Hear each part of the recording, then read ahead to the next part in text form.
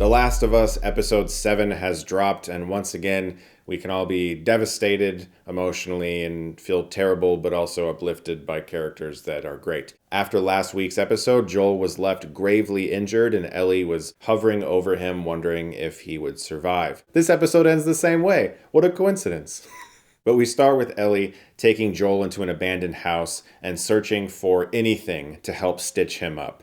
And he tells her to just leave. Go back, get Tommy, forget about me. You've got to get to this place. I'm done. Ellie thinks about it and freezes, and then we enter a massive flashback, which is the meat and potatoes of this whole episode, which is called Left Behind, which, if you've played the DLC, you probably instantly know what this episode is going to be like, because this one features Ellie and her friend Riley, played by Reid, who's having a great year because Missing came out and that was really good, and now she's in Last of Us. I'm really happy for her. But here we get to see a little bit of what went on before Joel met Ellie, and her time over the course of what was probably her favorite night ever that quickly turns dark. Her friend Riley shows up in her room in the middle of the night and declares that she's become a firefly. This is shocking to Ellie because she's being trained to one day fight that very thing. But Riley sneaks Ellie out in the middle of the night for a big surprise and takes her to an abandoned mall, which still has power and nobody goes there because they think it's overrun with infected.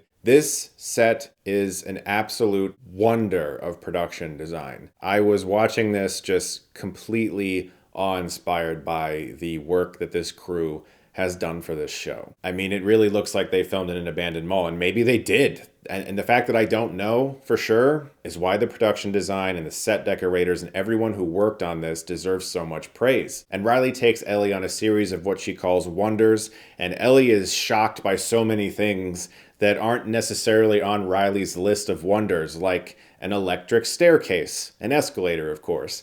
And seeing Bella Ramsey portray Ellie as this wide-eyed, awe-inspired kid who's never seen anything like this brought actual joy to me. I felt real joy. It's amazing. But this involves a carousel that still works, as well as a photo booth, a Halloween shop where they can dress up and listen to music. And throughout the course of this episode, you begin to really see that Ellie has a crush on Riley and is trying to figure out if she can communicate that. And I'm glad that they're retaining all of that from the game. I had no doubt that they would. In today's day and age, I'm glad that that's being maintained. Earlier episodes where they asked Ellie if she has parents or a boyfriend, and she's like, no. And when she has Bill and Frank's magazine, she doesn't give a shit about that. She throws it out the window. So I'm really glad they're maintaining this, and seeing her take a chance on Riley, you really do feel this looming sense of heartbreak coming. Because nobody that's happy in The Last of Us stays happy for too long.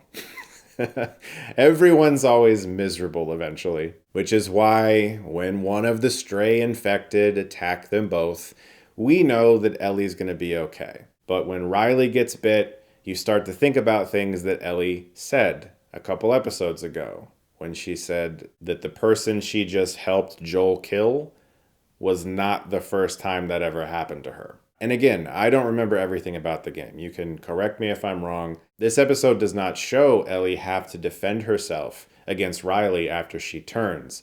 So you wonder exactly what happened and if Riley was the first person Ellie ever killed, which is so horrible. And even the implication of it is great. It's so smart. And I have to always consistently put myself in the headspace of people who've never played the game. Because, like I said, I'm in a place where I have, but I don't remember everything about it. And so I'm sort of getting these little mini surprises and going like, oh yeah, I remember that now. And it's nice to kind of feel fresh, at least a little bit, as I watch the show. But for people who've never played the game, there's so much that's being hinted at here. And this is also the first episode in the entire show so far that was written by Neil Druckmann. This episode also gave a little more sad context to a scene earlier in the show where Ellie stumbled across a Mortal Kombat 2 cabinet. And here we get to see her and Riley playing that for a while and really enjoying it. And just the youthful glee and excitement that they have for things that we all have right now and take for granted really does kind of ground you and remind you to enjoy the things that are happening around you, because you might not always have it. I could see people being like, oh man, I wanted more of Joel and Ellie and we're doing a flashback again. And I'm sure there'll be people who are upset about that and they're gonna say stuff on the internet. But I thought this was masterfully done from an acting standpoint, directing, production design, writing, everything. The only real concern I have is that there are 2 episodes left. And if season 1 is to complete the game, and of course that's a big if, because they could do something else. There could be a cliffhanger. But if season 1 is to complete the game, you now have 2 episodes left to do a fair amount of things. So the only thing I can think of is either it ends on a cliffhanger and doesn't complete the game, or the last 2 episodes are super long and they're not like 40 minutes or an hour. They're like 90 minutes or even 2 hours. We'll see. Maybe I'm completely wrong and it's something else. This show is taking me on a ride and I'm sure I'll enjoy it either way. I hope you guys liked episode 7. Let me know what you thought of it down below. Guys, thank you so much as always for watching. Look forward to more videos very soon. If you like this, you can click right here and get Stuckmanized.